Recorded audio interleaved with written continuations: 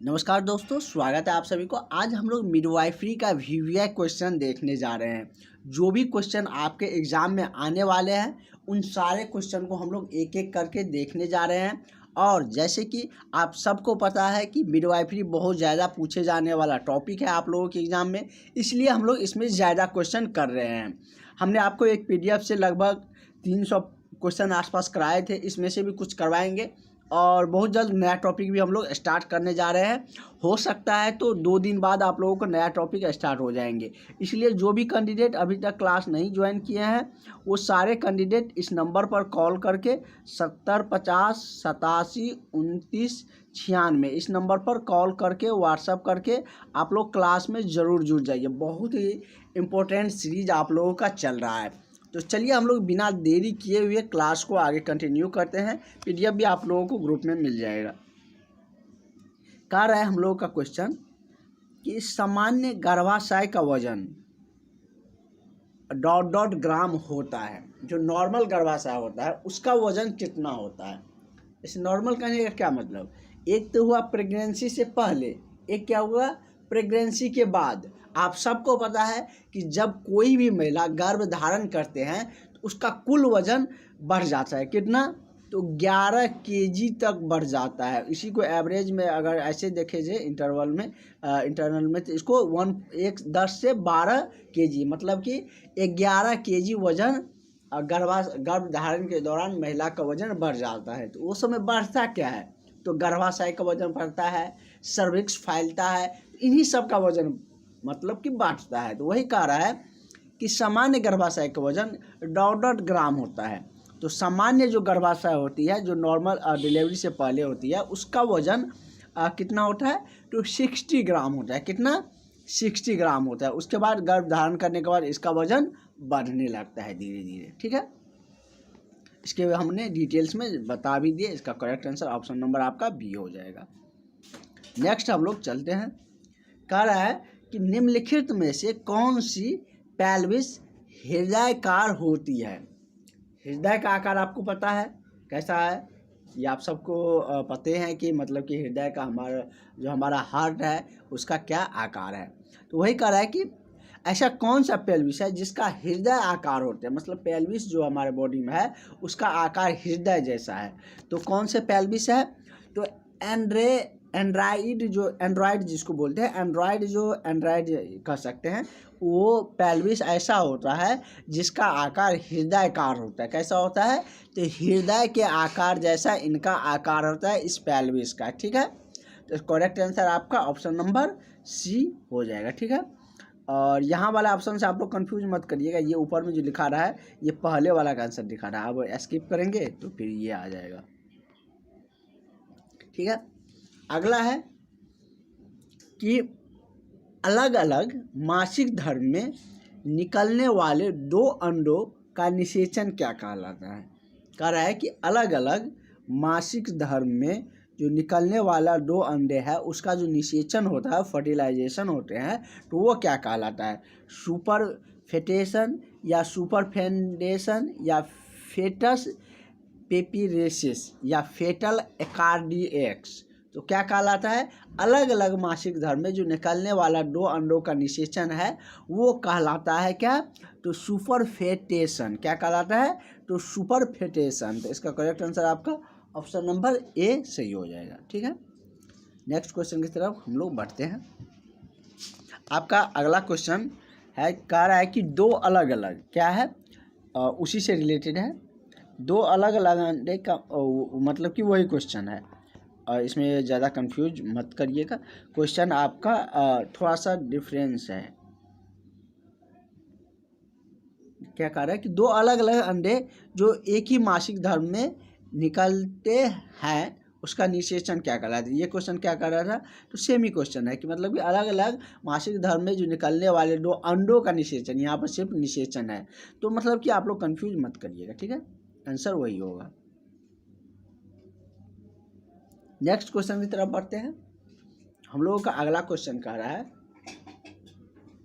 कि गर्भ अवस्था में एक महिला जिसके योनि से खून बह रहा है, पेट का निचला भाग में दर्द है, ठीक से सुनिएगा क्या कह रहा है कि अगर गर्भ अवस्था में है कोई महिला, अगर उसके योनि से ब्लीडिंग हो रहे हैं, और आप सबको जैसे कि पिछले क्लास में हम लोग देखे थे कि द्वितीय जो प्रसव के दौरान मतलब कि ब्लीडिंग आना शुरू हो जाता है, मतलब कि आते हैं। वही कह रहा है कि मतलब गर्भ अवस्था के दौरान महिला के यदि योनि से ब्लीडिंग हो रहा है, खून बह रहा है, और पेट के निचले भाग में दर्द हो रहा है, और एमनियोरिया अवधि की तुलना में गर्भाशय का आकार छोटा है। कह रहा है कि एमनियोरिया अवधि की तुलना में जो गर्भाशय है उसका आकार छोटा है, तो इस महिला का निदान कैसे होगा?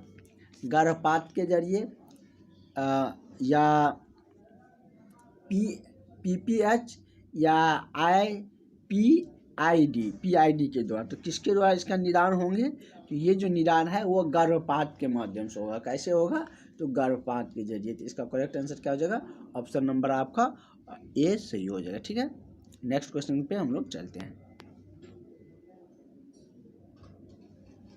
अगला क्वेश्चन आपका कह रहा है क्या है कि एक्लैम्पसिया के बारे में हम लोग एक क्वेश्चन इससे रिलेटेड देखे भी थे पिछले वाले पीडीएफ से। हम लोग क्लास जब कर रहे थे मिडवाइफरी का, तो उसमें भी हम लोग कवर किए थे। कह रहा है कि एक्लैम्पसिया का प्रबंध के लिए पसंदीदा दवा कौन सा है? डायजेपाम या एप्सोइन या मैग्नीशियम सल्फेट या लाइवलाल। मैग्नीशियम सल्फेट MgSO4 जिसे आप लोग जानते हैं, भली बात इनसे परिचित होंगे। तो यही क्या है कि एक्लैम्पसिया के प्रबंध के लिए पसंदीदा दवा कौन सा है? तो मैग्नीशियम सल्फेट MgSO4। ठीक है, इसका करेक्ट आंसर आपका क्या हो जाएगा? ऑप्शन नंबर सी हो जाएगा। नेक्स्ट क्वेश्चन पे पढ़ते हैं। हमारा अगला क्वेश्चन क्या कह रहा है? नेक्स्ट क्वेश्चन कह रहा है कि सबसे सामान्य प्रकार की जो एक्टिपिक गर्भ अवस्था है, कह रहा है कि सबसे जो सामान्य प्रकार के एक्टोपिक जो गर्भ अवस्था है वो मतलब कैसे है? ट्यूबल गर्भ अवस्था या डीप ग्रंथित गर्भ अवस्था या पेट की गर्भ अवस्था या गर्भाशय ग्रीवा गर्भ अवस्था। तो जो सबसे सामान्य प्रकार की एक्टोपिक गर्भावस्था होती है, मतलब गर्भावस्था का बहुत सारे प्रकार है, यहाँ पर सामान्य प्रकार आया है, तो उसके बारे में भी हम लोग डिटेल्स में चर्चा करेंगे। कह रहा है कि जो सामान्य प्रकार के एक्टोपिक गर्भावस्था है उसको क्या कहा जाता है, मतलब कि वो कौन से गर्भावस्था के अंतर्गत आते हैं या क्या कहे जाते हैं? तो इसमें जैसे क्या कहा जाता है उसको, तो ट्यूबल गर्भावस्था कहा जाता है। क्या कहा जाता है? तो ट्यूबल गर्भावस्था। तो करेक्ट आंसर आपका ऑप्शन नंबर आपका ए सही हो जाएगा। नेक्स्ट क्वेश्चन आपका कह रहा है कि एक्टोपिक गर्भावस्था के लिए उत्तरदायित्व कारण क्या है? अभी हम लोग क्या देखें? तो अभी हम लोग देखें कि एक्टोपिक गर्भावस्था का सामान्य प्रकार कौन है? तो ट्यूबल गर्भावस्था देखें। अब उसी से रिलेटेड क्वेश्चन है, क्योंकि जहाँ एक पॉइंट है वहाँ से बहुत सारा क्वेश्चन फ्रेम किए जाते हैं, तो इसीलिए आपको एक जो भी पॉइंट है उससे जो भी क्वेश्चन फ्रेम किए जा सकते हैं आपके एग्जामिनर के द्वारा, वो सारे क्वेश्चन आपको एक साथ मिलेंगे ताकि आपको कन्फ्यूजन कम रहे। उससे रिलेटेड सारे क्वेश्चन आपको एक जगह रहेंगे, तो आप उसको अच्छे से रिलेट करके समझ के उसको याद रख सकते हैं। वही कह रहा है कि एक्टोपिक गर्भावस्था के लिए उत्तरदायित्व कारण क्या है? पीआईडी मतलब कि जैसे कि पी ऐसे भी लिखा रहेगा, पीआईडी या इंट्रायूटेराइन डिवाइस या ट्यूबल रेक्टोरेक्टिक सर्जरी या उपयुक्त सभी। तो एक्टोपिक गर्भावस्था के लिए जो उत्तरदायित्व कारक है वो पीआईडी भी है, इंटरयूटेराइन डिवाइस भी है, जिसको हम लोग क्या आईयूडी के बारे में हम लोग जाने थे ना, बहुत डिटेल्स में हमने आपको आईयूडी के बारे में बताए थे कि किस तरीके से आईयूडी का प्रवेशन किया जाता है गर्भाशय में, वजीना के माध्यम से प्रवेशन करवाया जाता है गर्भावस्था को रोकने के लिए। आईयूडी के बारे में हम लोग वहाँ पर बहुत सारी चर्चा किए थे, लगभग 2 क्लास पीछे भी चर्चा किए थे एक बार, और उसके बारे में डिटेल्स में बताए थे। उसका थ्योरी वाला जो एक्सप्लेनेशन वाला नोट्स है वो भी हमने आप लोगों को दे रखे हैं, और आप लोग उसको अच्छे से समझ भी लिए होंगे जो भी क्लास ज्वाइन किया है। इसलिए आप सबको कहते हैं कि क्लास ज्वाइन करे रहिए, क्योंकि वहाँ पर सारा नोट्स, सारी आपको क्लासेज, सारा जो भी रिलेटेड होते हैं वो सारे कुछ मिले रहते हैं। अब आईयूडी के बारे में यहाँ पर तो पूरी डिटेल्स में बताएंगे नहीं, इसलिए आप लोग क्लास जुड़े रहिएगा तो वो सारा नोट्स, वो सारा थ्योरी वाला, एक्सप्लेनेशन वाला सारे नोट्स आपको मिल जाते हैं। तो वो भी हमने आपको दे दिए थे। तो एक्टॉपिक गर्भावस्था के लिए उत्तरदायित्व कारण है वो ये तीनों है। कौन कौन है? पीआईडी, आईयूडी जिसको इंट्रा यूटेराइन डिवाइस कहते हैं, ट्यूबल रिट्रैक्टिक सर्जरी, ये तीनों क्या है? एक्टॉपिक गर्भावस्था के लिए उत्तरदायित्व कारक है, या मतलब कि एक्टॉपिक गर्भावस्था का फैक्टर है। तो करेक्ट आंसर आपका क्या हो जाएगा? ऑप्शन नंबर आपका डी हो जाएगा। नेक्स्ट क्वेश्चन पर चलते हैं। आपका नेक्स्ट क्वेश्चन कह रहा है कि बर्थ कनोल से गुजरते समय शिशु के सिर की आवृत्ति में परिवर्तन को क्या कहा जाता है? जब बर्थ कनोल से गुजरा जाता है उस समय में जब शिशु का शीर्ष की आवृत्ति में जो परिवर्तन होते हैं तो उसको क्या कहते हैं? मोल्डिंग कहा जाता है, या ऑसिफिकेशन कहे जाते हैं, या डिसीड्यूस कहा जाता है, या रेस्टिट्यूशन कहा जाता है। तो बर्थ कोनेल के जो समय गुजरते समय जो शिशु के सिर में आवृत्ति का में जो परिवर्तन देखने को मिलता है या परिवर्तन जो होते हैं उसको कहे जाते हैं क्या?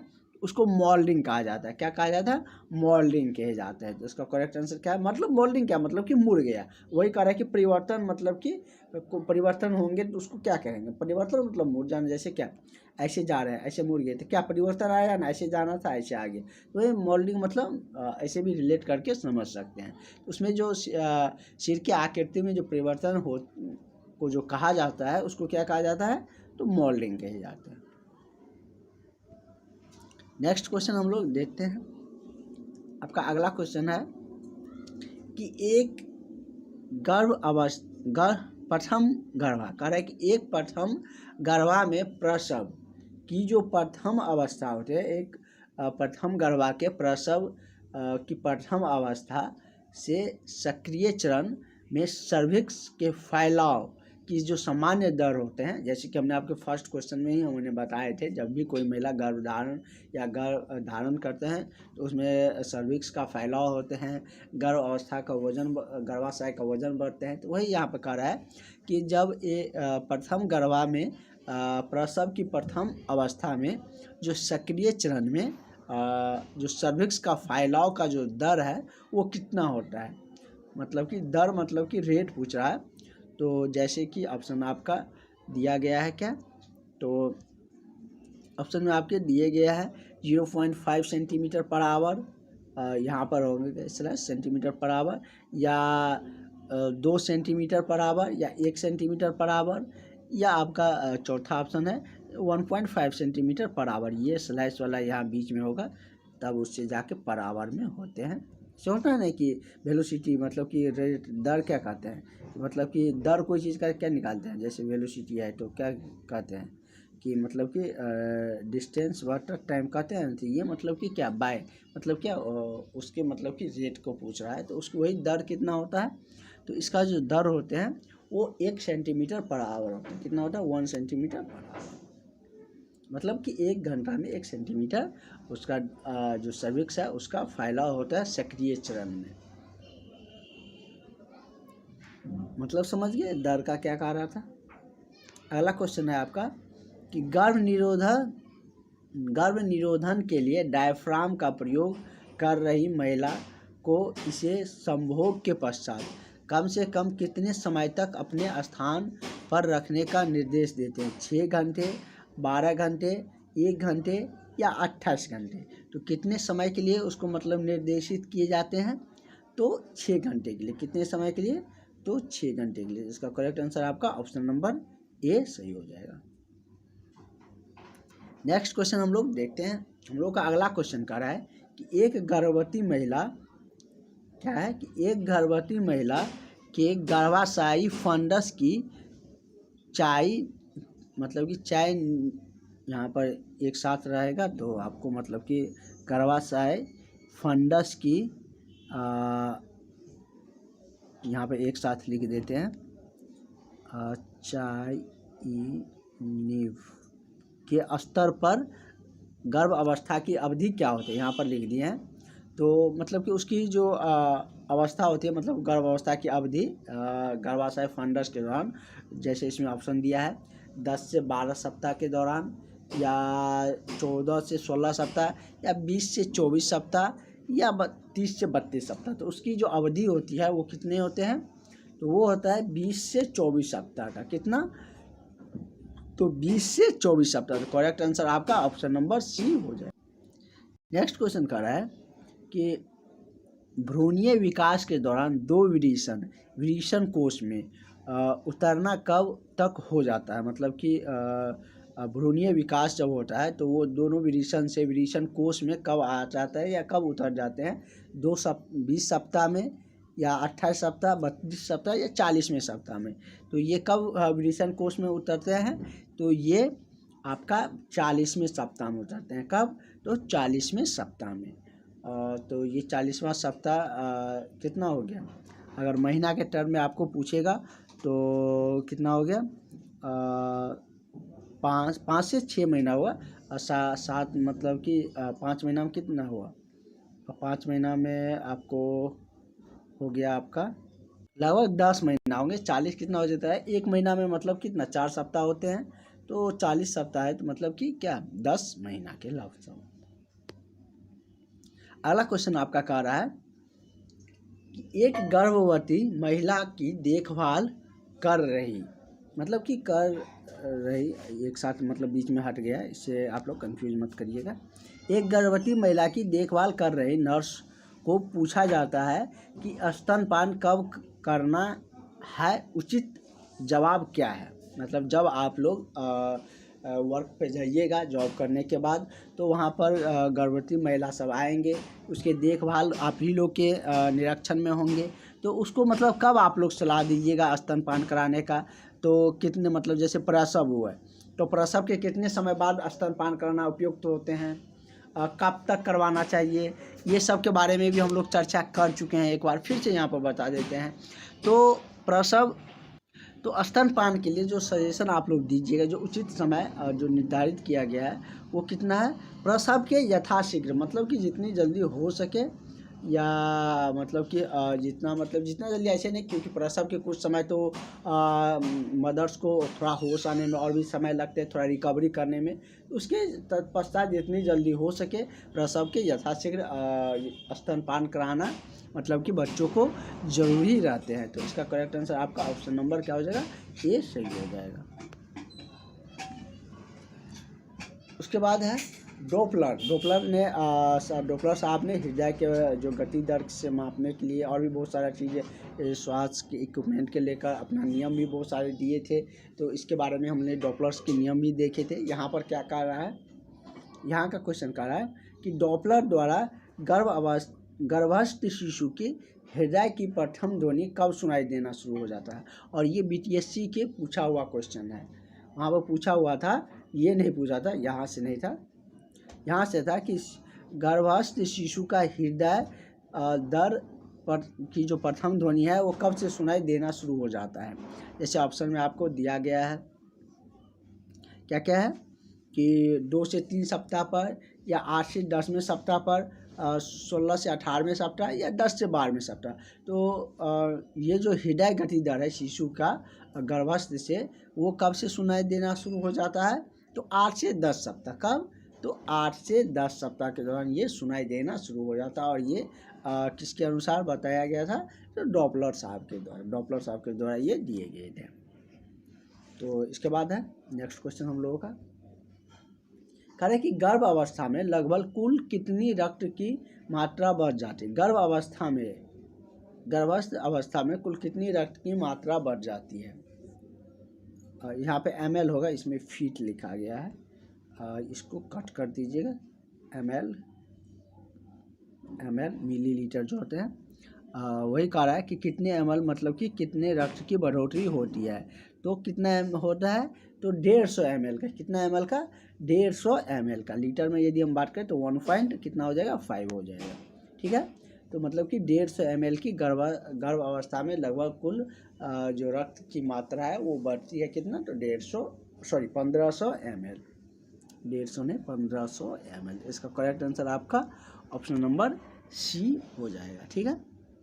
नेक्स्ट क्वेश्चन हम लोगों को कह रहा है कि निषेचन में, क्या कह रहा है कि निषेचन में लगभग पिछले दिनों की मूर्तियां या आरोप प्रत्यारोपित होती है, वो मतलब कि निषेचन के पिछले जो दिनों में जो प्रत्यारोपण होती है वो कब होती है, मतलब कि कितने दिनों के अंतराल पे, 12 से 16, 14 से 18 या 20 से 28 या 2 से 4 दिन। तो ये कितने दिन में होते हैं, तो 12 से 16 दिन के अंतराल पे ये मतलब कि पिछला जो निषेचन है तो उसमें प्रत्यारोपित होते हैं। इसका करेक्ट आंसर आपका ऑप्शन नंबर ए हो जाएगा। तो आगे की जो क्लासेज है वो हम लोग कंटिन्यू रखेंगे नेक्स्ट क्लास से। तो फिलहाल आज के लिए इतना।